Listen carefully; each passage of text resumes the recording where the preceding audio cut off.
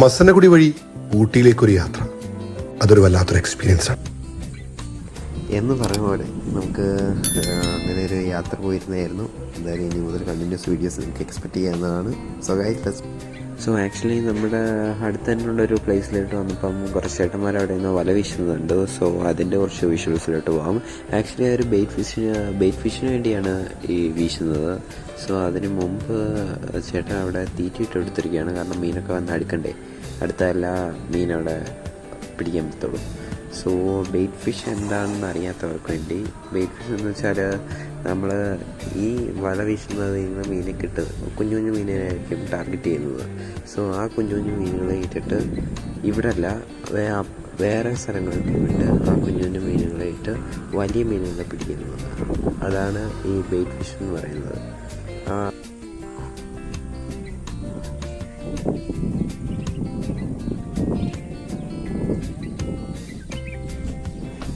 So first വീശാണ് വീശിയിരിക്കുന്നത്. എന്തായാലും നമുക്ക് നോക്കാം.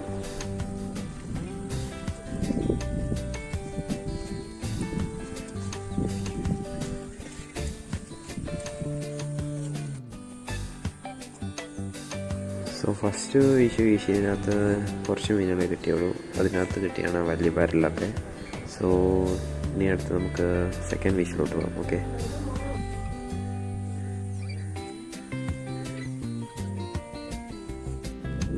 ആക്ച്വലി ഇപ്പോൾ ചേട്ടന്മാരെന്ന് വീശുന്ന സ്ഥലം എന്ന് പറയുന്നത് നോർമലി വെള്ളത്തിനടിയിലായിരിക്കും.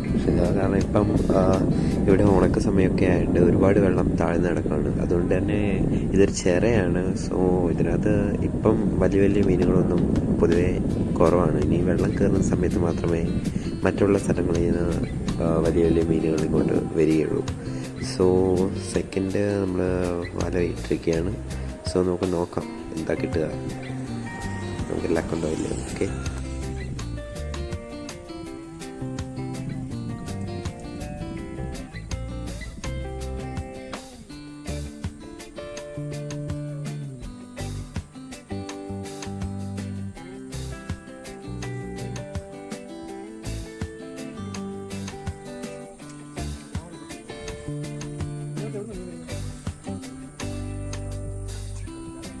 ആക്ച്വലി ഇപ്പം വെള്ളം ഒരുപാട് താഴ്ന്നു കിടക്കാനായിട്ട് നമ്മൾ വീശുമ്പം ചള്ളയൊക്കെ ആയിരിക്കും കയറി വരുന്നത്.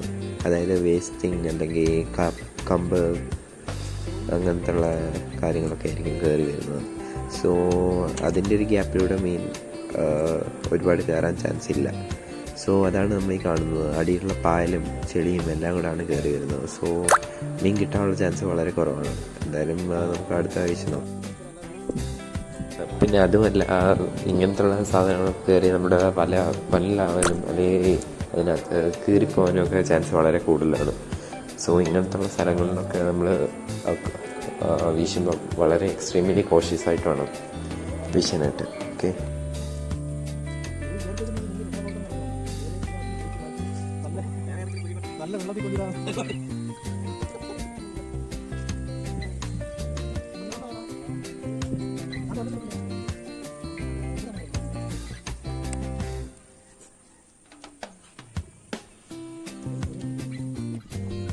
സോ ആക്ച്വലി സെക്കൻഡ് വീശിലും വലിയ കാര്യമായിട്ടൊന്നും കിട്ടിയില്ല. 1-2 എക്സ്ട്രാ കിട്ടിയുള്ളൂ.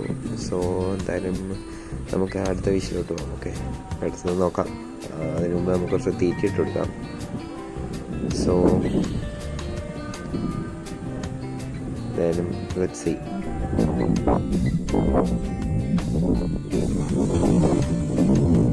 ഇപ്പോൾ നമ്മൾ മൂന്നാമത്തെ വീശാണ് വീശിയിരിക്കുന്നത്.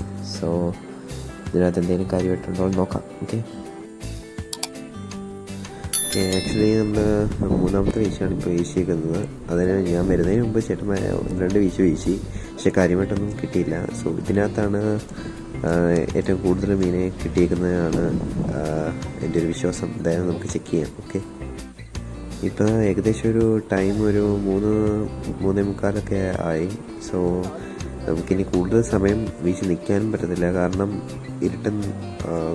സന്ധ്യയാകും തോറും അല്ലെങ്കിൽ വൈകുന്തോറും മീൻ കിട്ടാനുള്ള ചാൻസ് കൂടുതലാണ്. അതായത് വലിയ വലിയ മീൻ. സോ നമുക്ക് പെട്ടെന്ന് തന്നെ അതിനുള്ള പ്രിപ്പറേഷൻ സ്റ്റാർട്ട് ചെയ്യണം. സോ ഈ വീശിലാണ് ഏറ്റവും കൂടുതൽ മീനെ കിട്ടിയിരിക്കുന്നത്. പഴയ ഏറ്റവും ലാസ്റ്റ് കണ്ടതിനെക്കാട്ടി ഡബിൾ ആയില്ലേ മീനുകൾ. സോ ഇപ്പം മീനുകളെ നല്ല വെള്ളത്തിലോട്ട് കഴുകി മാറ്റുന്നതാണ് കാണുന്നത്. അല്ലെങ്കിൽ ചിലപ്പം പന്നവെള്ളമൊക്കെ ആണെങ്കിൽ ഡെഡ് ആകാനുള്ള ചാൻസ് വളരെ കൂടുതലാണ്. സോ നമുക്ക് നോക്കാം ഫൈനലി എത്ര എണ്ണം കിട്ടിയേക്കുന്നത്. സോ ഗായ്സ്, ഈ വീഡിയോ കാണുന്ന ആരെങ്കിലും നിങ്ങൾ കമൻറ്റ് ചെയ്യും ആക്യുറേറ്റ് ആയിട്ട് എത്ര മീനാണ് ഉള്ളത്. സോ നമുക്ക് നോക്കാം ആരാണ് കറക്റ്റായിട്ട് ഗസ് ചെയ്യുന്നത്. So okay, let's see in next video. അതിൽ ദെൻ സ്റ്റേ ട്യൂൺഡ്.